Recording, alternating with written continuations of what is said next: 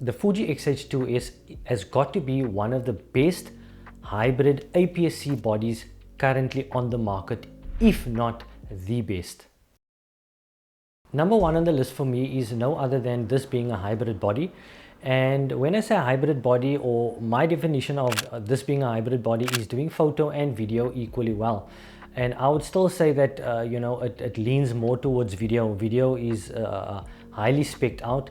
In terms of photo, comparing this to your previous generation XT cameras, there's not a major difference in photography.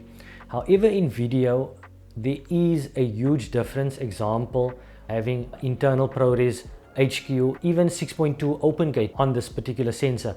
But like I said in my previous video, I've yet to explore the full capabilities of this camera. But that being said, I would still say that the Fuji Xh2s has got to be one of the best hybrid APS-C bodies currently on the market, if not the best. So the second benefit for me is being a Fuji. They're not throwing out cameras every 6 months to 1 year updating.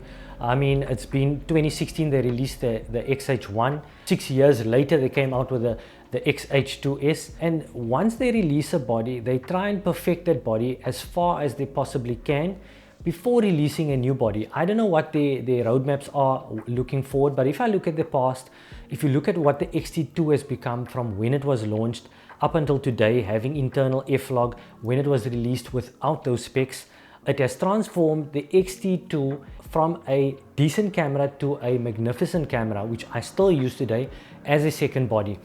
So as we know, Fujifilm, they are going to be pushing out updates over the next year or two to improve this camera and make it even better than at its launch date. So currently I'm using a K&F EF to FX autofocus adapter, and this adapter I use with a Sigma 50mm f1.4 DCD and a full frame lens. It works fantastic on this body. And then also I've got a FD to FX adapter, manual lens adapter, and I adapt lenses like my 50mm FD f1.4 SSC as well as a 28mm 2.8 for video work, using a lot of vintage glass on this body and making full use of the different film simulations that is available on this camera. So you're able to pull off some beautiful looking footage.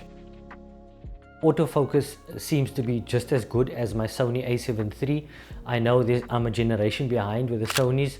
However, this definitely stacks up, or even better than my Sony a7 III in terms of photo work.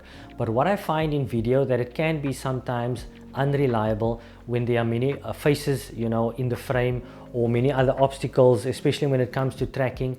I find that it's not as reliable in video autofocus than it is in photography. I'm still going to leave it as a huge benefit for me, because compared to your older generation Fuji's, it's definitely, they've jumped 2 to 3 generations ahead, and I can only see them improving this autofocus in the years to come. It has the ability to shoot ProRes internal 422 HQ and LT internally, whether it be in Full HD, 4K as well as 6.2 open gate. The only codec it can't shoot in ProRes, the 120 frames per second in 4K. So there you only allowed a H.265 file, and I find it to bog down my system heavily. Now if I compare ProRes file to my Sony XAVC-S files, even when using 4K in the Sony, even though it's a smaller file size compared to the ProRes, that also bogs down my machine. So the current machine I'm using is an i5 10th gen, which is about 2 to 3 years old. But let me tell you, ProRes runs buttery smooth on my machine with no lag whatsoever. I can scrub through my timeline and everything is smooth. There's no hiccups whatsoever. So that has to be for me a major benefit, and I don't see myself moving to another codec easily, or to another system that doesn't offer a ProRes codec for video for the meantime, because I really can't afford to upgrade my machine. So guys, thanks for watching, and if this video helped you in any way, hit the like button, subscribe to my channel for more content like this.